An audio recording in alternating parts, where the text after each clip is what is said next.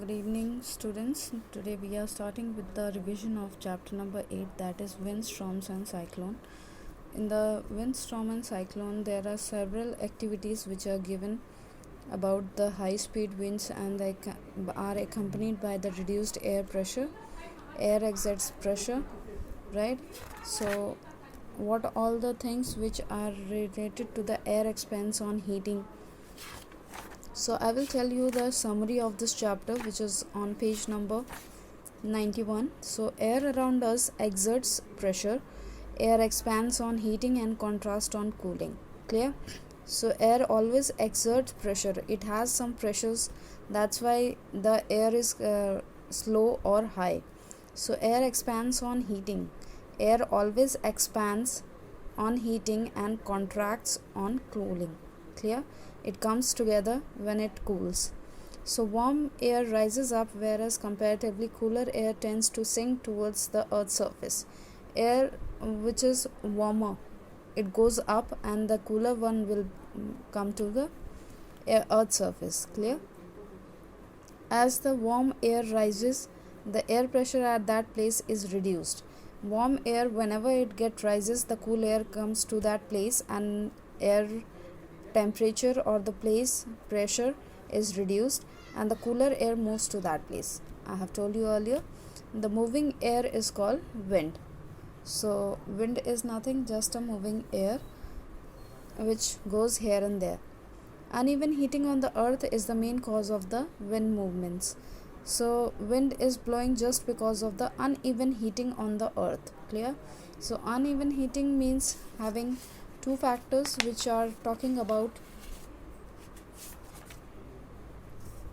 uneven heating between the equator and the poles, and uneven heating of the land and water. Clear? These two reasons are the reason of uneven heating of the on the earth is the main cause of wind movement.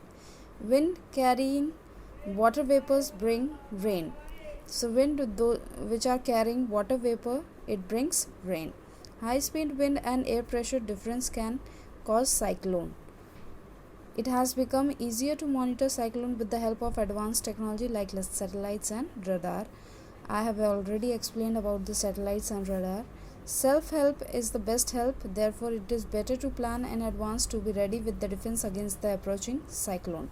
So for the cyclone, there are some precautions or the measures which you have to understand in the chapter, and with the question answer also they have the different measures which I have told you to remember. Self-help, the following flowchart will help you to understand the phenomena that lead to the formation of clouds and falling of rain and creation of storms and cyclone. Now there is a flow chart which tells you about how the cyclone is formed. Difference of temperature between two regions. Between two regions, if there is a difference in temperature, then the air causes the strong winds. Clear? Set convection in air. There are set convections in the air which gives the high or low raises. Warm air rises, creating low pressure area. Whenever air gets heated up, it gives a rise and low pressure area is formed. Cool air converges to the low pressure area. Cool air comes to the warmer air at the place of warm air. Warm air rises and cools the water vapor condensed to form clouds. The bigger water drops in the cloud fall to the ground and as rain, hail or snow. Falling water droplets and rising air move vigorously to produce thunderstorm. Under certain weather conditions, storm may develop into cyclones. Clear?